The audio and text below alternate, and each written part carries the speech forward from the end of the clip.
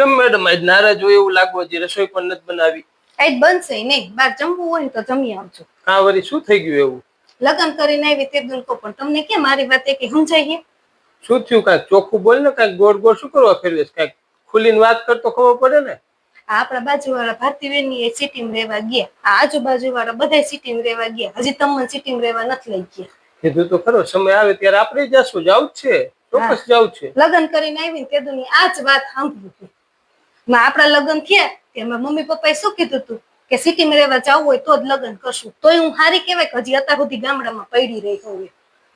હા તો સાંભળ, આ તમારી બધાની આજકાલની છોકરીઓની માનસિકતા, આ તમારી બધી સિટીમાં રહેવા જવાની જીદ છે ને, એના હિસાબે, અને આ તમે મેરેજ કરો એ સમયે જે શરતું કરો છો એના હિસાબે છોકરાની કેટલી જિંદગી બરબાદ થાય તમને ખબર હોય છે? તમે બધા તો જીદ કરો હો અને આવી શરતું કરો, એટલે એમ કે છોકરો બિચારો સિટીમાં રહેવા જતો પણ રહે છે.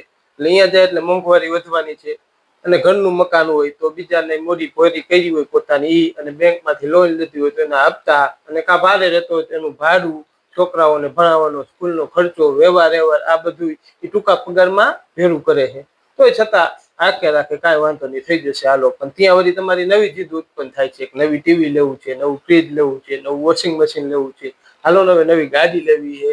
એટલે એ બધું ભેરું કરવામાં ટૂંકા સમયમાં છોકરાને કાંઈક 1-2 મહિના એવા આવે, મંદી આવે ધંધામાં, ત્યારે સ્ટ્રેસનો અનુભવ થાય છે.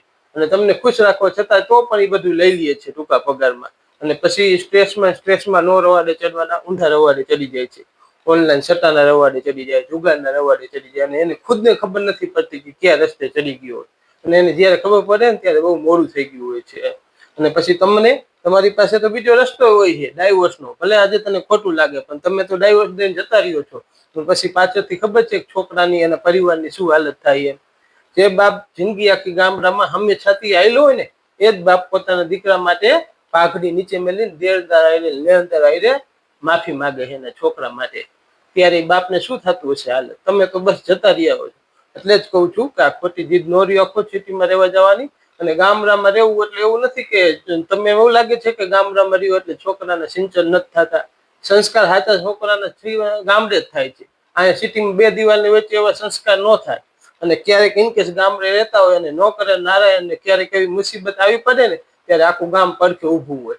એટલે ગમે એવડી પહાડ જેવડી મુસીબત હોય ને તોય કાંકરા જેવી લાગે. અને અહીંયા સિટીમાં આપણે કોઈ પાસે હૈયું ઠાલવી નથી લાગતા. એટલે કાંકરા જેવી મુસીબત હોય ને તોય પહાડ બનીને ઊભી રહે છે. એટલે સમજી જાઓ અત્યારથી, હજી સમય છે.